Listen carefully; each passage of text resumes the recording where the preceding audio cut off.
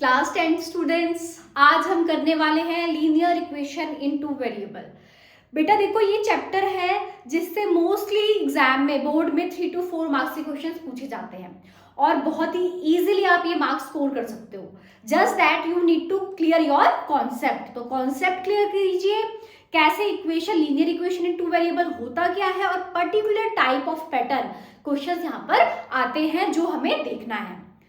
तो बेटा आज हम क्या करने वाले हैं, linear equation in two variable. तो बेटा नाम में ही देखो क्या है, two variables. That means equation जो होगी इसमें कितने वेरिएबल्स इंक्लूड होते हैं बेटा, टू वेरिएबल्स। इस चीज को याद रखना। मतलब जैसे आपने क्वाड्रेटिक इक्वेशन में देखा था तो वहां पर क्या होता है, सिर्फ एक वेरिएबल होता है x। बट लीनियर इक्वेशन अगर यहाँ पर हम बात करें, इसमें दो वेरिएबल होंगे। कौन कौन से वेरिएबल होते हैं, देखो जैसे अगर एक इक्वेशन की हम बात करें x minus 2y equals to 0, तो यहाँ पे एक वेरिएबल x है और एक वेरिएबल y है। क्लियर। तो इक्वेशन को भी आपको पता है, इक्वेशन में बेसिकली क्या होता है, LHS RHS एंड इक्वल का साइन, तभी वो इक्वेशन बनती है। तो ये एक हमारा फॉर्मेट होता है किसका, लीनियर इक्वेशन का। क्या फॉर्मेट होता है बेटा, देखो ax plus by plus c equals to 0, ये कॉमन एक फॉर्मेट है linear equation in two variable का। x एक वेरिएबल, y एक वेरिएबल, a यहाँ पे coefficient of x, b coefficient of y and c एक कांस्टेंट हो गया। देखो बेटा बहुत बेसिकली मैं आपके सारे कॉन्सेप्ट क्लियर करने वाली हूँ। बस आपको क्या करना है, इस चैप्टर को 1.5 आवर देना होगा और वहां पर क्वेश्चन की प्रैक्टिस आपको करनी है, जिससे इजीली आप इस चैप्टर से, मैं चाहती हूँ कि जो इजी चैप्टर है 4 या 3 मार्क्स आपके कहीं नहीं जाए। क्लियर। तो देखो बेटा, एक आपने ये टेबल देखी होगी, राइट, एनसीईआरटी में बहुत ही इंपॉर्टेंट होती है, इसी में आपके पूरा चैप्टर का कॉन्सेप्ट है, राइट। इसको बच्चे क्या करते हैं, रट्टा मारते हैं। रट्टा नहीं मारना है, समझना है, बस समझोगे तो सब क्लियर हो जाएगा।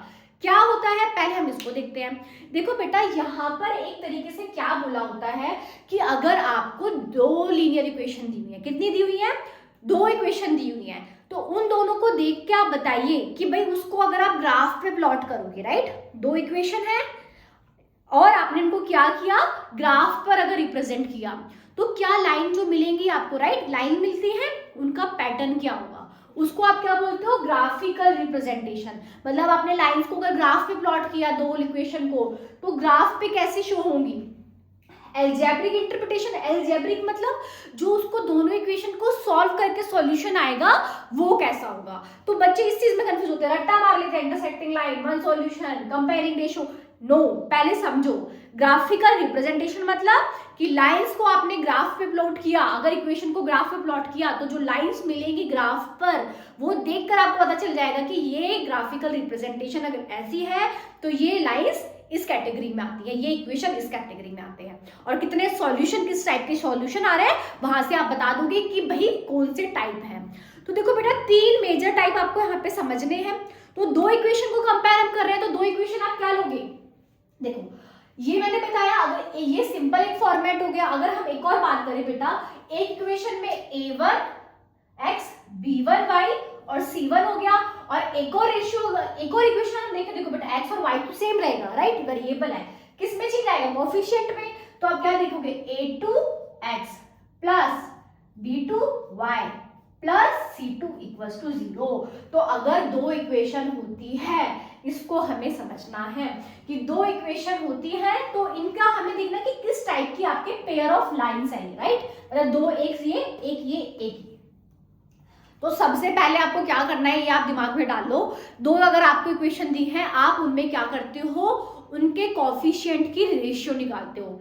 सेम कॉफिशिएंट मतलब जो दोनों में x का कॉफिशिएंट होगा, क्या होगा, इधर से a1 होगा, इधर से a2, तो a1 अपॉन a2 लिख दो, ठीक है, b1 अपॉन b2 और c1 अपॉन c2।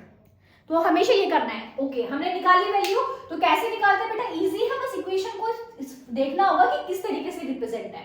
देखो बेटा यहाँ पे a1 क्या है, 1, a2 3, तो 1 अपॉन 3, यहाँ पे b1 माइनस 2 और b2 4, ठीक है, c1 0, c2 माइनस 1। तो हमने a1 upon a2, b1 upon b2, c1 upon c2 ratio निकालते हैं। ओके तो अगर कोई भी आपको लीनियर इक्वेशन का टाइप से क्वेश्चन आए जहां पे वो पूछते हैं बताओ टाइप ऑफ सॉल्यूशन क्या होंगे, ग्राफिकल रिप्रेजेंटेशन क्या होगी, कंसिस्टेंट इनकंसिस्टेंट होगा, तो आपको क्या करना है, सबसे पहले रेशियो निकालनी है। ठीक है, तो हमने ये देखो 3 टाइप के अलग अलग अगर इक्वेशन है, हमने इनकी रेशियो निकाल ली। अब क्या करना होता है, इसके बाद का जो स्टेप होता है क्या होता है बेटा, आपको इन इक्वेशन को कंपेयर करना है।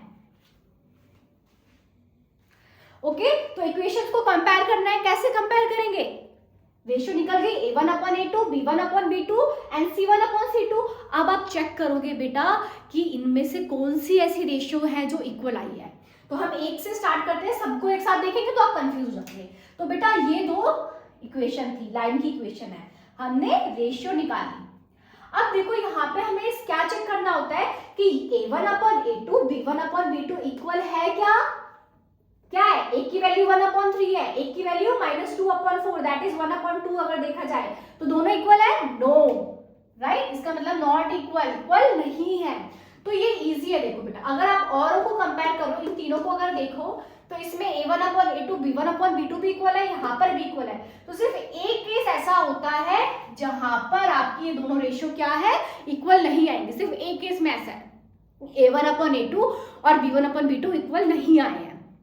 क्लियर, तो देखते ही आगे करना भी नहीं, सॉल्व में आपको c1 c2 नहीं चाहिए, डायरेक्ट आपको पता चल जाएगा कि ये जो दोनों लाइन है, ये जो दोनों लाइन इक्वेशन है, ये कैसी लाइन है, इंटरसेक्टिंग लाइन।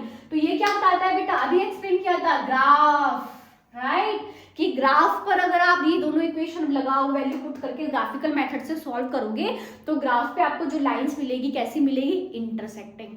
अब इंटरसेक्टिंग का मतलब क्या होता है, इंटरसेक्टिंग का मतलब क्या है, एक लाइन ये है और एक लाइन अगर ये है तो बेसिकली किसी ना किसी पॉइंट पे लाइन क्या है, ये लाइन है तो पॉइंट पे क्या हो रही है, इंटरसेक्ट हो रही है। क्लियर हुआ, तो रेशियो निकाली, रेशियो इक्वल नहीं आई है, a1/a2 b1/b2 इक्वल नहीं आया है, तो ये कैसी लाइंस होती है, इंटरसेक्टिंग लाइंस होती है। अब देखो इसको आगे इसका भी समझने के लिए बेटा ये इससे ही रिलेट करता है, इसका मतलब क्या है, इंटरसेक्टिंग, याद रखना बेटा कि 2 लाइंस जहां पर क्रॉस करती है, मतलब एक कॉमन पॉइंट उनका होता है, उसका मतलब होता है कि वो उन दोनों इक्वेशन को तब आप सॉल्व करोगे कि वो उसका सॉल्यूशन होता है, और दोनों इक्वेशन को आप सॉल्व करोगे तो वो पॉइंट उसका क्या होता है, सॉल्यूशन होता है। अब देखो बेटा अगर एक इंटरसेक्टिंग लाइन है तो वो एक पॉइंट पे क्या करती है, इंटरसेक्ट करती है, तो इसका मतलब क्या है कि दोनों लाइन का कुछ सॉल्यूशन होगा, राइट, कितना सॉल्यूशन होगा, 1 सॉल्यूशन होगा, क्योंकि एक पॉइंट पे वो क्या हो रही है, इंटरसेक्ट हो रही है, तो 1 सॉल्यूशन होगा। और क्या हो गया, particularly 1 solution, that means unique solution हो गया। तो बेटा ये चीज कोई एक्सप्लेन नहीं करता है, इसको रट्टा नहीं मारना है, समझना है, रेशियो निकाली, इक्वल नहीं आई, दैट मींस कैसी लाइंस है, इंटरसेक्टिंग, इंटरसेक्टिंग मतलब 1 solution, that is unique solution. ठीक है, चलो डन, ये फर्स्ट केस हमें समझ आ गया। आगे अगर हम देखते हैं, चलो ये केस तो था भी, यहाँ पर इक्वल नहीं आई थी, अगर हम ये और इन दोनों केसेस को देखें बेटा तो यहाँ पर रेशियो 2/4 दैट इज 1/2, राइट, और अगर हम यहाँ पे इसको देखें 3/6 1/2, तो a1/a2 और b1/b2 क्या है, इक्वल आ रहे हैं। ठीक है, सेम अगर हम यहाँ पे देखें 1/2 और यहाँ पे भी 1/2, राइट, 1/2 2/4 1/2, तो दोनों केसेस में क्या होता है, a1/a2 और b1/b2 इक्वल आया। तो याद रखना अगर a1/a2 और b1/b2 इक्वल आते हैं तो हमें c1/c2 भी निकालना है। तो c1/c2 अगर हमने निकाला तो क्या होगा, देखो इस केस में c1/c2 की वैल्यू भी क्या आ रही है, 1/2, देखो 9 1 और 18 2, माइनस माइनस कट हो जाएगा, 1/2, तो तीनों इक्वल आ रहे हैं, बट इस केस में इक्वल नहीं आ रही, क्या वैल्यू आ रही है, 1/3, राइट, तो देखो यहाँ पे 1/2 1/2, बट यहाँ पर 1/3, तो दैट मीन्स अगर स्टार्ट a1 की ratio, a ratio and b ratio आपकी क्या है, इक्वल है, और c रेशियो भी इक्वल है, तो वो कैसा केस होता है बेटा, ये देखो कोइंसिडेंट लाइन, अगर तीनों इक्वल आ रहे हैं तो क्या होगा, कोइंसिडेंट लाइन। इसका मतलब क्या होता है, कोइंसिडेंट मतलब क्या, अगर आपने एक लाइन की इक्वेशन बनाई है ये, ठीक है, एक इक्वेशन से आपने लाइन ड्रॉ करी ये आई, तो उसी के कोइंसाइड करेगी एक और, मतलब सेम पूरी लाइन क्या होंगी, कोइंसिडेंट करेंगी, कब, तब तीनों रेशियो क्या आएंगी, इक्वल आएंगी। समझ आया? कॉन्सेप्ट बना कि दोनों लाइन कोइंसिडेंट करेंगी। कब करेंगी? किस केस में? अगर तीनों रेशियो क्या होंगी? इक्वल आएंगे। अब यहां से फिर से हम वही लॉजिक लगाएंगे, इंटरसेक्टिंग था, वन पॉइंट पे इंटरसेक्ट कर रहा था, राइट? वन पॉइंट पे इंटरसेक्ट कर रहा था तो एक सॉल्यूशन था। अब देखो बेटा, दो लाइन अगर कोइंसिडेंट करे दैट मींस सारे पॉइंट पे क्या हो रहा है? कोइंसिडेंट हो रही है। तो जहां पर इंटरसेक्ट हो रही है हर एक पॉइंट पे हो रही है, तो कितने सॉल्यूशन हो जाएंगे? Many solution, right? क्योंकि बहुत सारे पॉइंट्स पे कोइंसिडेंट कर रही है। तो कैसे सॉल्यूशन होता है? इनफिनाइट। इनफिनाइट मतलब मैक्सिमम, मतलब आप काउंट नहीं कर सकते हो। Many solution, right? Infinitely many solution. समझ आया? तो कोइंसिडेंट लाइंस में क्या हो जाता है? Infinitely many solution. Done. Third case क्या था? A1 A2 B1 B2 equal, but C1 C2 equal नहीं आया है। C1 अपॉन C2 इक्वल नहीं आया है। तो इस केस को आपको समझना होगा, लाइंस कैसी होती है? Parallel lines, right? इसको याद रखना, लाइंस कैसी होंगी? पैरेलल। तब A1 अपॉन A2 और B1 अपॉन B2 तो इक्वल है, दैट इज 1/2 है, ये भी 1/2 है। But C1 upon C2 equal नहीं है, क्योंकि क्या वैल्यू है? 1/3 है, तो दैट मीन्स इक्वल नहीं है। तो इस केस में कैसा केस होता है बेटा? ग्राफ पे अगर यहाँ पर आप प्लॉट करोगे दोनों इक्वेशन का, अगर आप ग्राफ पे लाइंस बनाओगे तो कैसी लाइंस मिलेंगी? Parallel lines. क्लियर? तो पैरेलल लाइंस क्लियर हो गया, ग्राफिकल रिप्रेजेंटेशन। अब वही लॉजिक लगेगा पैरेलल लाइंस, दैट मींस दो, आपको पता होगा, दो लाइंस अगर क्या है? पैरेलल, लाइक दिस, मतलब एक तरीके से पैरेलल होंगी, स्ट्रेट लाइंस दोनों, तो कभी भी एक दूसरे से इंटरसेक्ट नहीं करेंगी, राइट? पैरेलल है, चाहे आप उसको इनफिनिटली कितना भी आगे तक लेके जाओ, डिस्टेंस कितना भी, लेंथ कितनी भी इंक्रीज कर दो, कभी भी इंटरसेक्ट नहीं करेंगी। तो इंटरसेक्ट नहीं करेंगी तो वहां पे सॉल्यूशन होगा? नहीं होगा, है ना? इंटरसेक्टिंग की वजह से ही सॉल्यूशन आता है। तो दैट मींस इस केस में, सिर्फ किस केस में? पैरेलल लाइंस के, तब C1 C2 इक्वल नहीं है। इस केस में क्या होता है? No solution. क्या होता है बेटा? No solution. क्लियर हुआ? चलो, अब ये हमें क्लियर हो गया, राइट? कि भाई तीनों का हमने ग्राफिकल रिप्रेजेंटेशन भी देख लिया केसेस में, और हमने अलजेब्रिक इंटरप्रिटेशन, मतलब वैल्यू कैसी मिलेगी, सॉल्यूशन कैसे मिलेंगे, वो भी हो गया। अब आता है एक और जो एग्जाम में मोस्टली 1 मार्क में पूछा जाता है, कि आपको दो इक्वेशन देंगे और पूछेंगे बताओ ये लाइंस क्या है? कंसिस्टेंट है, कंसिस्टेंट या फिर इनकंसिस्टेंट? इनकंसिस्टेंट। तो बेटा याद रखना, सीधा याद रखना कि अगर सॉल्यूशन होता है कंसिस्टेंट, सॉल्यूशन नहीं, नो सॉल्यूशन, इनकंसिस्टेंट। तो नो सॉल्यूशन सिर्फ एक केस में है, पैरेलल लाइंस में। तो इस केस में क्या होता है? Inconsistent, right? इनकंसिस्टेंट। और ये दोनों क्या होते हैं? कंसिस्टेंट। तो देखो बेटा, यूनिक वन सॉल्यूशन होगा तो consistent, infinitely many solution dependent consistent terming होता है, डिपेंडेंट कंसिस्टेंट। क्लियर? अगर क्वेश्चन आता है कि बताइए, मैं आपको कुछ क्वेश्चंस दिखाती हूँ, जैसे कि क्वेश्चन पूछा गया है, क्वेश्चन है check whether the pair of linear equation is consistent or inconsistent. तो कैसे करोगे? जो भी दो इक्वेशन दी होगी, A1 upon A2 B1 upon B2 C1 upon C2 की वैल्यू निकालोगे, देखोगे अगर तीनों वैल्यूज क्या आई है?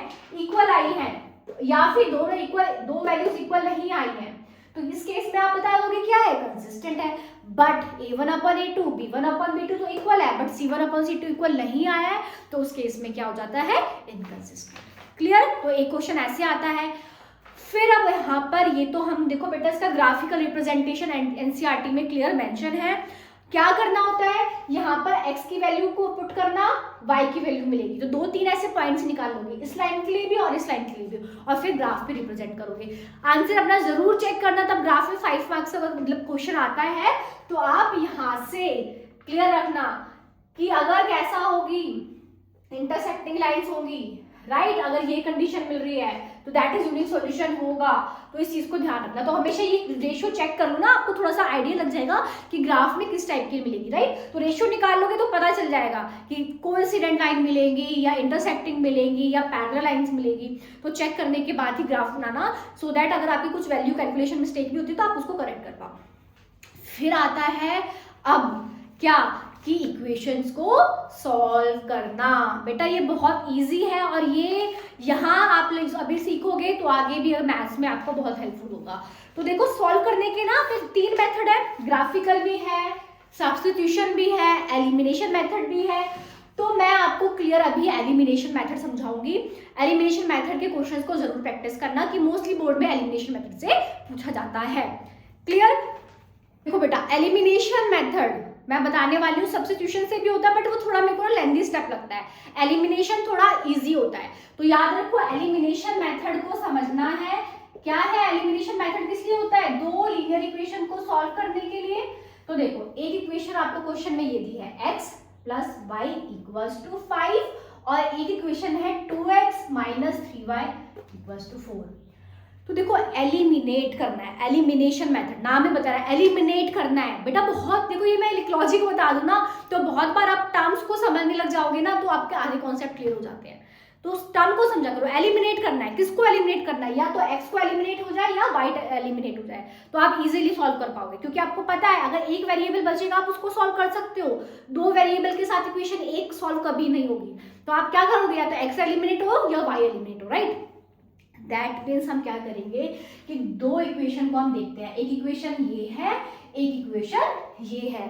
इस केस में आप क्या करते हो, आप ट्राई करते हो कि या तो आपका x जो है वो सेम हो जाए दोनों इक्वेशन में, मतलब x का कोएफिशिएंट जो इस इक्वेशन में है और इक्वेशन में है वो सेम हो जाए। मतलब या तो ये 2x हो जाए तो यहाँ पे 2x है, या फिर आप y को सेम कर दो। यहाँ पे y है, यहाँ पर क्या है 3y, तो यहाँ पर बेटा क्या हो जाए 3 हो जाए।